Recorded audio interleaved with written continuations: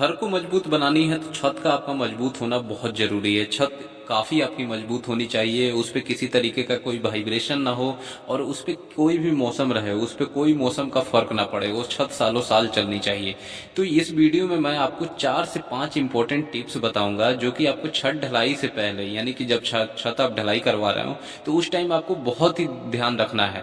चाहे आप एक मकान मालिक हो, चाहे इंजीनियर हो, ठेकेदार हो, ये जो 4-5 बातें हैं, आप अगर थोड़ा सा भी इसमें अगर इसको गौर कीजिएगा जब आपका छत का काम हो रहा हो, छत ढलाई से पहले और छत ढलाई के टाइम में, तो आपका छत काफी मजबूत बनेगा और साथ ही आपको हो सकता है आगे जो नुकसान होने वाली है वो नुकसान से बचेंगे, तो आपके पैसे का बचत भी होगी। वीडियो को डिटेल में शुरू करते हैं। यहाँ उससे पहले आपसे एक छोटी सी रिक्वेस्ट है कि पहली बार अगर मेरे चैनल पे आप वीडियो देख रहे हैं तो इसे सब्सक्राइब करके नोटिफिकेशन बेल को दबा दीजिएगा और वीडियो अच्छा लगेगा तो इसे लाइक और शेयर जरूर कीजिएगा। देखिए, सबसे पहला जो चीज होता है जब हम छत बनाते हैं तो छत की ढलाई के टाइम में हमें ये ध्यान देना है कि छत हम क्या कितना मोटा ढाल रहे हैं। बहुत बार होता क्या है कि मिस्त्री या ठेकेदार को जब आप काम दे देते हैं तो वो क्या करते हैं, थोड़ा सा वहाँ पे मटेरियल का बचत करने के लिए, पैसे की बचत करने के लिए वो छत की मोटाई को कम कर देते हैं ताकि मटेरियल कम लगेगा।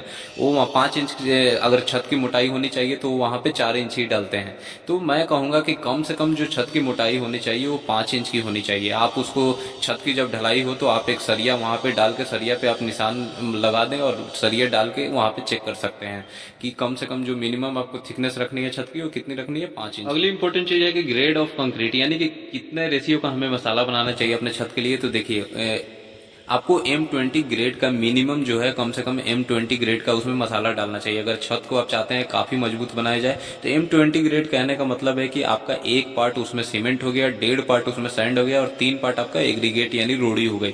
यानी कि एक आम भाषा में मैं बता दूं तो अगर आप किसी तसले से आप 1 तसला सीमेंट ले रहे हैं तो 1.5 तसला आपको वहां पे बालू लेनी है और 3 तसला आपको गिट्टी लेनी है, उसको मिक्स करनी है, फिर आपको वो M20 ग्रेड का मसाला बना के उसी से छत की कास्टिंग करनी है। उससे कम रेशियो का मसाला आपको इस्तेमाल नहीं करना है। एक इम्पोर्टेंट चीज ये भी है कि जब आप छत के लिए मसाला जो बनाते हैं तो कई बार होता क्या है कि जो हमारे जो मसाला बनाने वाले लोग होते हैं, जो मशीन वाले होते हैं, उनको आप कितना भी समझा लीजिए लेकिन वो आपके बातों को ध्यान नहीं देते हैं। आप देखिए, होता क्या है कि जब वो मसाला बनाते हैं ना तो आपको वहां पे खड़े रह के ध्यान देना है कि मसाले में ज्यादा पानी नहीं हो।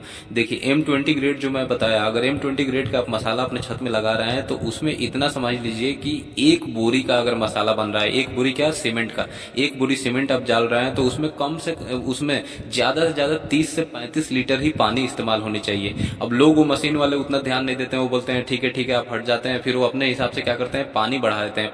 पानी बढ़ाने से होता क्या है कि कंक्रीट फैलाने में छत पे बहुत ही आसानी से फैल जाता है, उनका ज्यादा वहां पे मेहनत नहीं लगता है और वो जल्दी ढलाई भी हो जाता है, तो उनका टाइम भी बचता है। तो वो लोग कहते क्या है कि हाँ, आपका काम खत्म हो गया, बहुत जल्दी काम हो जाता है, इस तरीके से मैं आपका मटेरियल भी बचा दिया। लेकिन मटेरियल वहां आप पानी बढ़ा के मटेरियल तो बचा लेते हैं, आप टाइम बचा लेते हैं, लेकिन वो कहीं ना कहीं आपके छत के लिए बहुत ही नुकसान है। वो क्या होता है, बाद में उसी छत में क्रैक आता है, दरार पड़ने लगती है, श्रिंकेज होने लगता है। अगली इंपॉर्टेंट चीज है कि छत की ढलाई के लिए हम जो पहले अपने उसमें कौन सा स्टील इस्तेमाल कर रहे हैं, मतलब कितने ग्रेड का इस्तेमाल कर रहे हैं।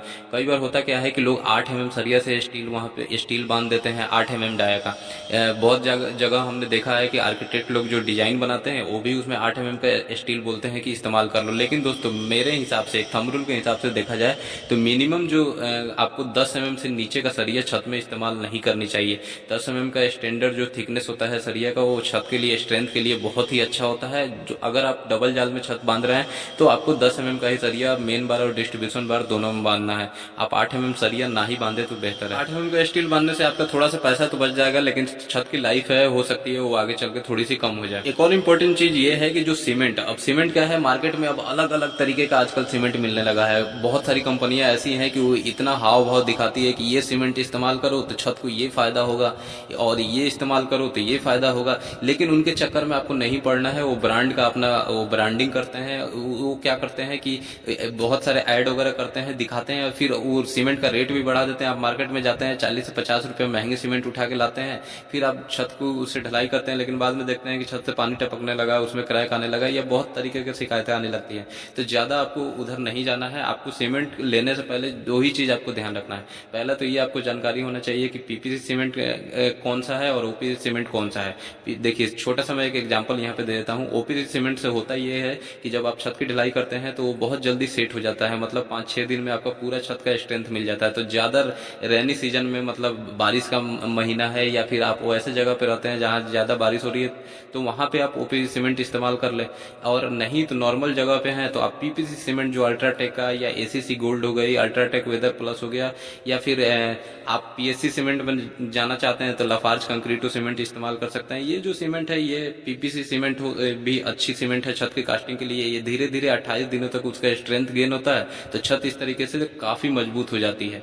और ओपीसी सीमेंट में थोड़ा सा ये दिक्कत होता है कि वहाँ छत में दरार आने का भी चांस रहता है। तो इसलिए मैं कहूंगा कि पीपीसी नॉर्मल जो सीमेंट मिलती है छत के लिए बहुत सारी, अल्ट्राटेक में आप वेदर प्लस सीमेंट ले सकते हैं, वेदर प्रो सीमेंट आती है वो आप ले सकते हैं। फिर आपका एसीसी गोल्ड भी बहुत अच्छा सीमेंट है छत के लिए। लाफार्ज कंक्रीटो सीमेंट इस्तेमाल कर सकते हैं, डालमिया डीएसपी सीमेंट इस्तेमाल कर सकते हैं। अगली इंपॉर्टेंट चीज होती है कि कवर ब्लॉक। जो आप स्टील बांध लेते हैं तो उसमें आप क्या स्टील के नीचे कवर ब्लॉक प्रोवाइड कर रहे हैं कि नहीं, जो बीम बांध रहे हैं छत में उसमें साइड साइड में और नीचे कवर ब्लॉक दे रहे हैं कि नहीं। कवर ब्लॉक आपको जो कम से कम, जैसा आप यहाँ पे देख रहे हैं 20 mm का, उसमें जरूर प्रोवाइड करना है। कवर ब्लॉक देने से फायदा ये होता है कि आपके सरिया और जो प्लाई होती है, जो सटिंग लगी होती है, उसके बीच में जो गैप एक बन जाता है, तो उसी गैप में आपका जो कंक्रीट का जो मसाला होता है, सीमेंट होता है, वो चला जाता है, तो वो वहाँ पे एक लेयर बन जाता है। और आप देखिए जहाँ पे कवर ब्लॉक नहीं दिया जाता है वहाँ क्या होता है, एयर वॉइड बहुत सारा आ जाता है। वो तो क्या होता है कि वो जो सरिया है आपके छत में वो डायरेक्ट मॉइस्चर के कांटेक्ट में आ जाता है, डायरेक्ट वेदर के कांटेक्ट में आ जाता है, तो धीरे धीरे वहाँ सरिया वो गलने लगता है, सड़ने लगता है, तो पूरा छत कमजोर हो जाता है और छत की लाइफ कम हो जाती है। फिर उसके बाद अगली चीज जो होती है वो होती है वाइब्रेटर का भी आपको बहुत ध्यान देना है। जब आप छत की ढलाई करवा रहे हैं तो आपको जो ये नीडल वाली वाइब्रेटर होती है ये आपको जरूर चलानी चाहिए, चाहे बीम हो चाहे छत हो, हर जगह वाइब्रेटर आपकी चलनी चाहिए। और वाइब्रेटर जो है आपको चलाते टाइम एक ध्यान रखनी है, अगर बीम में साइड साइड के छत में जो मतलब बिल्कुल साइड का एरिया है वहां पे अगर बीम में चला रहे हैं तो आप पहले चेक कर ले कि जो शटरिंग लगी है वो मजबूती से बंधी है कि नहीं, क्योंकि वाइब्रेटर ज्यादा चलाने से कई बार होता क्या है कि वो शटरिंग वहां से खुल जाती है तो आपका वहां पे छत जो है मसाला वो खराब हो सकता है। तो ये चीज आपको जरूर ध्यान देनी है। अगली चीज होती है कि शटरिंग। शटरिंग हम उसमें कैसा इस्तेमाल कर रहे हैं। देखिए शटरिंग क्या होती है कि हम प्लाईबोर्ड का भी इस्तेमाल करते हैं, एमएस प्लेट का भी इस्तेमाल करते हैं। तो शटरिंग हम जो भी इस्तेमाल करना है आपको देखना है कि जो प्लेट हम इस्तेमाल कर रहे हैं वो बेंड ना हो, प्लाईबोर्ड जो है वो बेंड ना हो। अगर बेंड होगी तो छत का लेवल खराब हो जाएगा, तो ये चीज आपको ध्यान रखना है। फिर वो प्लेट को और प्लाईवुड को रोकने के लिए हम क्या करते हैं, नीचे बांस या बल्ली वगैरह खड़ा करते हैं। तो हमें वो चीज ध्यान रखना चाहिए कि वो बिल्कुल मजबूती से फिक्स होनी चाहिए। नीचे वो क्या डायरेक्ट आपको मिट्टी पे, अगर मान लीजिए मिट्टी है तो उस पर नहीं रखनी है, मजबूत चीज कोई पत्थर, लकड़ी के बड़े बड़े फट्टे या फिर आपको ईंट वगैरह लगा के तब उस पर प्रॉपर सीधी खड़ी होनी चाहिए। उसमें ऐसा नहीं कि दो बांस को आप ज्वाइंट कर दिए या दो बल्ली को ज्वाइंट करके ऐसे लगा रहे हैं। ये ज्यादा जब लोड पड़ेगा, कंक्रीटिंग होगी तो वहां से टूट सकता है, तो आपका छत वहां से झुक जाएगा, आपका पूरा नुकसान हो जाएगा। तो ये चीज आपको शटरिंग के टाइम में जरूर ध्यान रखनी है। और शटरिंग के टाइम में जैसे आप देख रहे हैं ऊपर प्लाई बोर्ड पे और एमएस प्लेट पे आपको प्रॉपर टेपिंग करनी है, क्योंकि अगर वहां पे गैप है तो जब आप मसाला डालते हैं तो सीमेंट का पानी वहां से पूरा नीचे निकल जाता है, मसाला निकल जाता है, तो फिर क्या होता है वहां पे एयर वॉइड आ जाता है, हनीकॉम्ब आ जाता है, तो वहां से आपका जो सीमेंट है, कंक्रीट है, जो छत का वो स्ट्रेंथ है छत का वो कम हो जाएगा, वहां से जो सरिया में मॉइस्चर जाने लगेगा, सरिया खराब होने लगेगा। अब सबसे लास्ट में एक और इम्पोर्टेंट चीज आता है कि आपको छत की तराई कितने दिन करनी है। देखिए सबसे इम्पोर्टेंट चीज है कि छत का जो तराई होना है बहुत जरूरी है, चाहे आप कोई सा भी सीमेंट इस्तेमाल कर रहे हैं, छत का जो